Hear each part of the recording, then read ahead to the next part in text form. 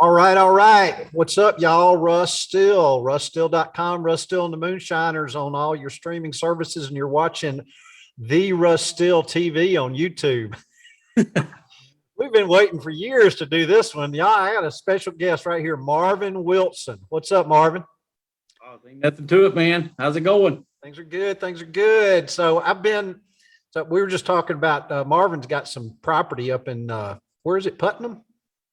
It's Morven, Alabama, next to Putnam, Clark, Marengo County. Say the name of it again. Morven, Alabama. Morvin? Morven, Morvin. How about kind of like Marvin? That's right. Marvin lives in Morven. And so Marvin is we're ex-brother-in-laws for some time now. We were brother-in-laws for some time, for quite a while. Marvin is married to Laura, who is Michelle's younger sister, youngest of the family. Laura was the baby. And Marvin started dating Laura in 77 or 78? Yeah. Something like that. A long time ago. Back when I had hair.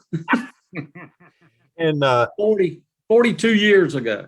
how about that? You started dating or been married 42? Been married 42 years. How about that? Yeah. So that'd be 1980. I remember we were playing in Tuscaloosa, and Michelle, we were playing, and Michelle got somebody, I can't remember his name, drove with her down to the wedding, and she was in the wedding and then turned around and drove back to Tuscaloosa, and we started the show without her. She was on the drive back. Y'all were babies. How are you? You're older than her, a year or two? Yeah, I'm 2 years older than her. I was 19 and she was 17 when we got married. Yeah. Yeah. She was almost an old maid by then, wasn't she? Just about. Yeah. So she's left the room. I can say that. And so the primary reason we're here is that I'm posting, and I have a link in the bottom for my song on the last record, Going Alabama.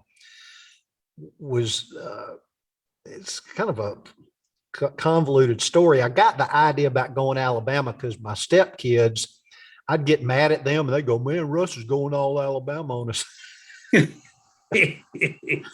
And I got to thinking about Going Alabama, and I thought about this story, and I thought it was when y'all first started dating, but Laura was saying it was later. But what if you, and again, I'm gonna post the link to the lyric video and the live video of us playing the song Going Alabama. And it's changed, but it took me a long time to write this song. I couldn't get my head around it. I kind of had the chorus, but I just couldn't put it together. And I remember the day that I got the idea for the verse.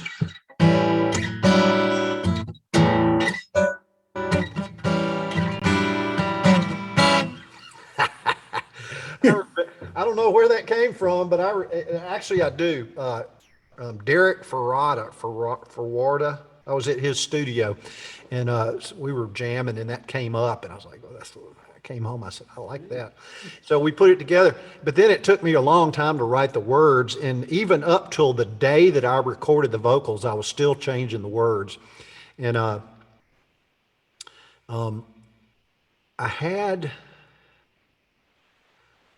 can't remember whose name I was using, but I said, well, it needs to be Jack is who he's with. Just because Jack was our father-in-law. And I said, well, that's the name that I have to use. And so I did. But the story is, I'm going to tell a little bit of it, and I'll let you tell the rest of it.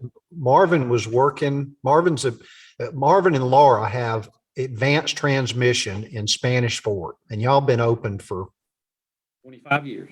25 years. I remember when you were about to do that thing. You had left working over in Mobile, Pritchard, and you were, I remember you were roofing houses.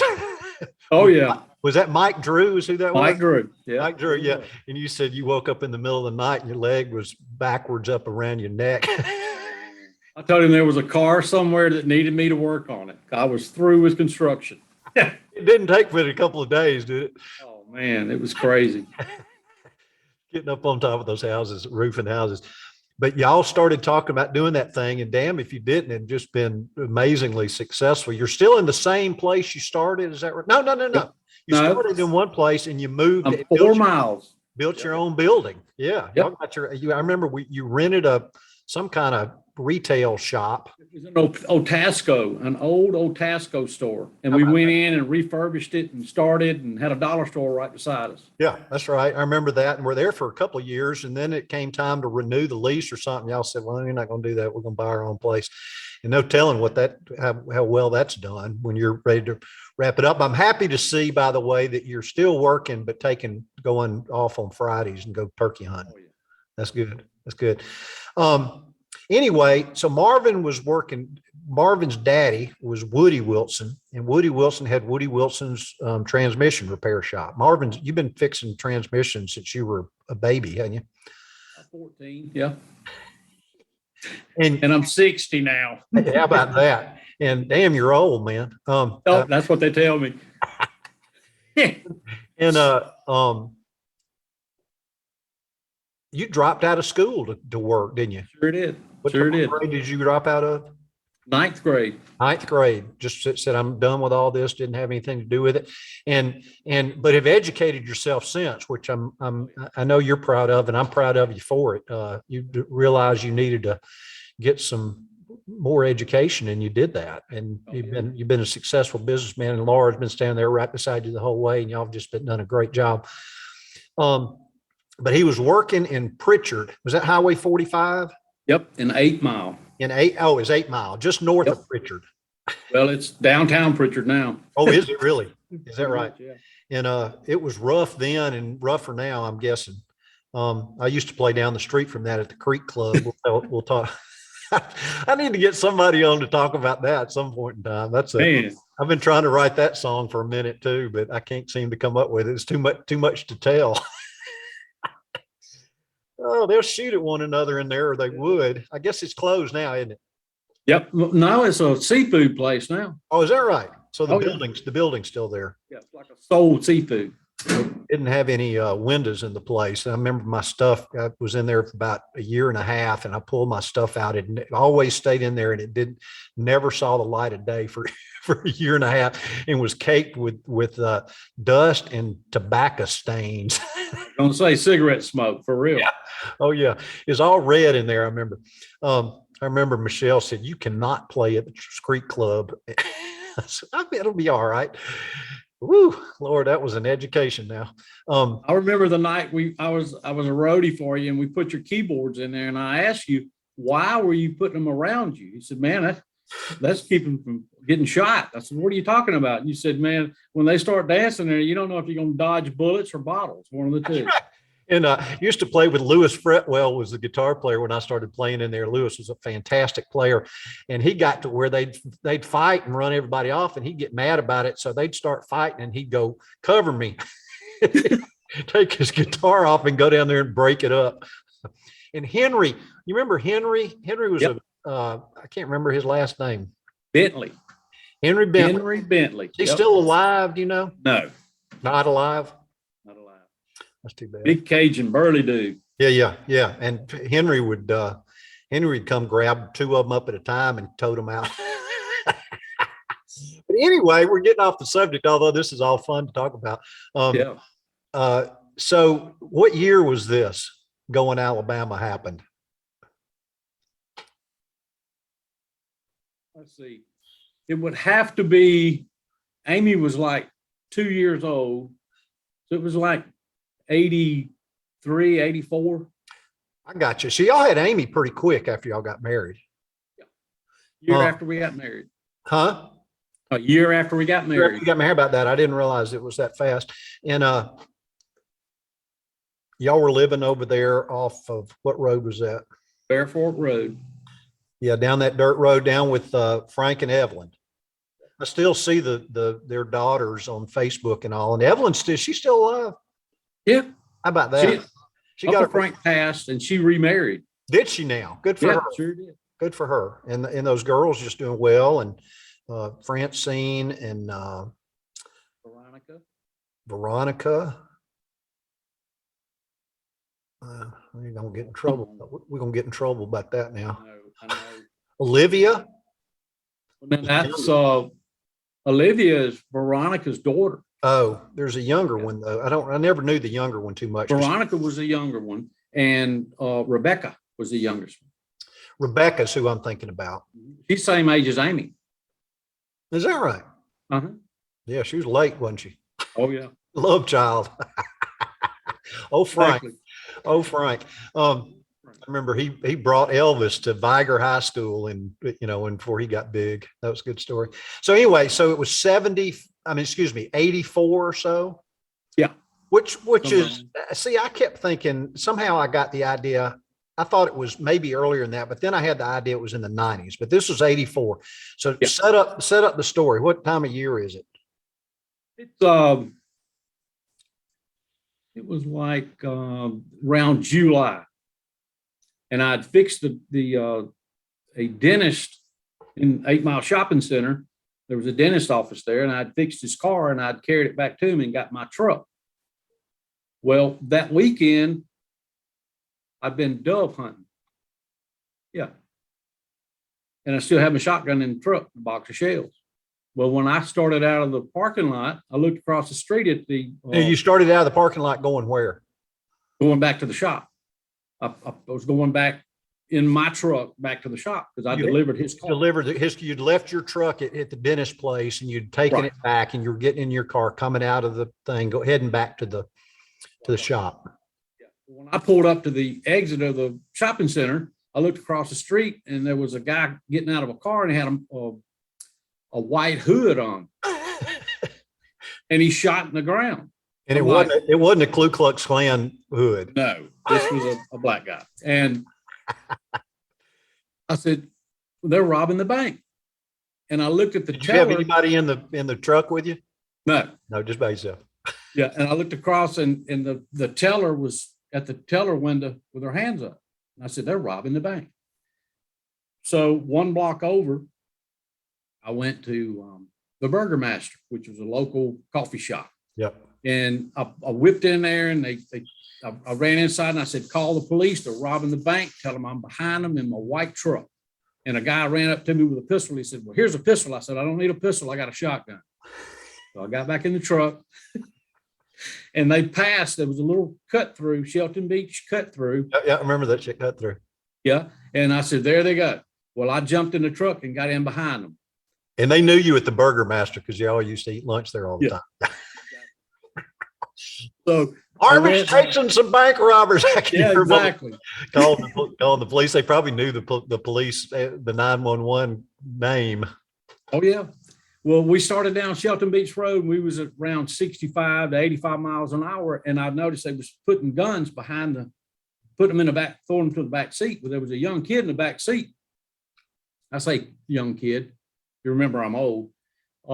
Matter of fact, he had just turned 18 when we went to court. But anyway, they stopped in the middle of the road and was getting out. Well, I had my work uniform on, and I'd already picked a gun up and was standing at the door of my truck. Well, they saw. Whoa. Hold on. You were following them. Yeah. And where did you get out of your truck? You know where the railroad track is, just past the church on Myers Road? Yep. They stopped in the middle of the road. Why did they stop? Yes, to shoot at me. I got out of the truck with a shotgun and put it across the hood of the truck. Right. And they saw that I was dressed like a police officer. Well, they jumped back in the car and took off again. Uh-huh. Well, you were dressed like a police officer because you had your shop uniform on. I got exactly. you. Patches, the whole 9 yards. So Marvin. Yeah. Woody Wilson transmission, but they mistook you for a policeman. Go ahead. Yeah, exactly. So we get down to Worcester Street, and they took a right. Yep. Well, I chased them down Worcester Street, and they started slowing down again. Well, I did too. Well, they bailed off in the woods, a little cutoff just past Aldock Road. Yep. That's where that's where the Michelle and Laura grew up. Aldock Road. Well, I followed them into the woods. Well, they stopped, and I pulled right in behind them. they didn't have time to get their guns. They didn't have time to get their money or nothing. And they just took off. Well, I jumped out with my shotgun and ran just to block up the road and told a lady that was in the house. I knocked on the door and she was screaming, "Get off my porch with that gun. I'm calling the police." I said, "Please call the police. I got bank robbers pinned down in the woods." So by yourself now. Oh yeah. So I get off the porch, stand out in the road. This is 84. How old were you? 20 something? I wasn't old enough to know better, evidently. So the police slid up in a car, one of the detectives, and he said, "Where'd you get that gun?" I said, "Out of my truck." He said, "Well, put yours up because we got ours here now." I said, "Okay." Well, Eddie Ragland, a white police officer, pulls up and he said, "What are you doing?" I said, "I got them pinned down in the woods. If you'll go out, Doc, and hit the power line." And he's going in the trunk getting his 30-06 out. He said, "Tell him I'm on the power line." I said, "Okay." So another detective comes flying up. Well, you could hear Eddie on the radio and said, "Send the dogs. I'm at the power line. I got 2 down in the power line. 2 are running away. Get the dogs out here and put them on these on the suspects." scene. So yeah. about 2 hours later, they got them all out of the swamp. How about that? And they got the money and the guns and everything back. I went back to the shop and was trying to drink a cup of coffee and spilled it all over everywhere. I was shaking all over. And Laura said, "What were you doing?" I said, "Somebody had to do something." They actually did. You didn't have to, but I know. we wouldn't be sitting here talking right now if you hadn't. You know, I know. That's the best story. Is that? And that's probably not the best story you got to tell, is it? Well, that's actually the first bank robbers I caught. I caught the second ones too. Well, Later on, they ran me off the interstate, and I identified them, and they went to federal court again. Let's finish up with this first one. I didn't know about the second one. So they arrested them. You were back at the shop. They said they come and took your statement and all. You explained the whole thing to them. The whole story. And they asked me, said, "Well, can you identify him?" I said, "Well, the one in the back seat was just a kid." And they said, "Well, what do you mean?" I said, "Well, he had a little head." So, and they were black. They were all black. I said, "Okay." So we get to federal court. We get to federal court, and the judge said, asked one of the guys, "How old are you, son?" He said, "Your Honor, today's my birthday. I just turned 18. He said, "Okay, well, we won't make the trial here. You're going to go across the street to federal court." So we went to federal court over there. And they were trying to try him as a juvenile to start with, but birthday was the day of his court, and the judge said, "No, you missed out. You going across the street." You know, you should have been. Your birthday should be tomorrow. Exactly. It was something else. And on the way home from court, and did you have to get on the stand at federal court? Oh yeah, that told them where I worked, where I lived, and the whole 9 yards. And there was you told the story again then. Oh yeah, the whole story. And into the Burger Master and oh yeah. And when we got in the elevator to go upstairs to go to court in the courtroom, we were talking to this young black lady. And she said, "Well, what are y'all here for?" I said, "Well, I'm gonna put some bank robbers in jail today." And she said, "Really?" I said, "Yeah." I said, "What are you up here for?" She said, "Well, one of my boyfriend, he won them bank robbers." So we was talking. We was talking to one of his girlfriends. Yeah. And sure enough, we put them all in jail. They all went to jail. How about that? Did you ever hear any more from them? They come looking for you, the family or anything? Never messed with you. Never did. That's good. That's good. But we were sitting at a red light after court, and this car was sitting beside us, and a car ran into the back of him. Laura said, "You're not going to check on him?" I said, "Look fine to me. I didn't see nothing." We drove off. Of course, it wasn't a big wreck, you know. Today is enough. All that. I want to get into nothing else. Woo! That is hilarious. Okay, and let's tell. So I didn't know about the second one. Let's hear that story. Well, when I was 16, I was driving my dad's tow truck. So we're going back now 6 or 8 years. 6 years. 8 years. Something. And I was driving a tow truck, and this car came off of Airport Boulevard and ran me off the interstate. You were on the interstate, heading south on 65, something? Yep. And they ran me off the interstate. Well, we were side by side for just a minute, you know, and I could see all of them, and they were changing clothes. What in the world are they doing? I didn't think nothing about it. I got back on the interstate and I'm cruising along. Well, I get back to the shop, and there was always police officers and detectives coming by the shop all the time and drinking coffee and talking and all that. Well, I happened to tell one of them that I got ran off the road yesterday at about 10:30 in the morning.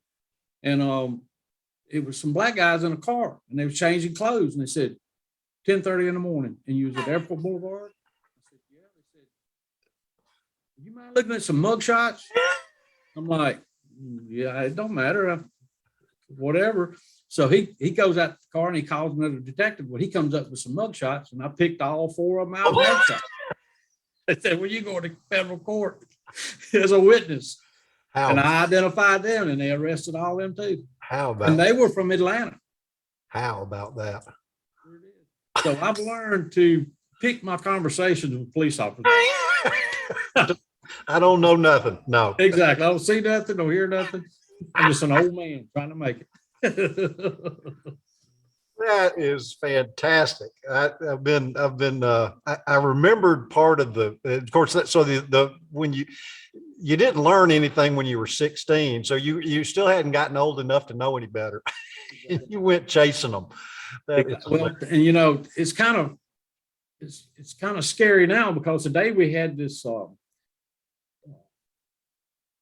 we did 3 hours a piece on the, what is it?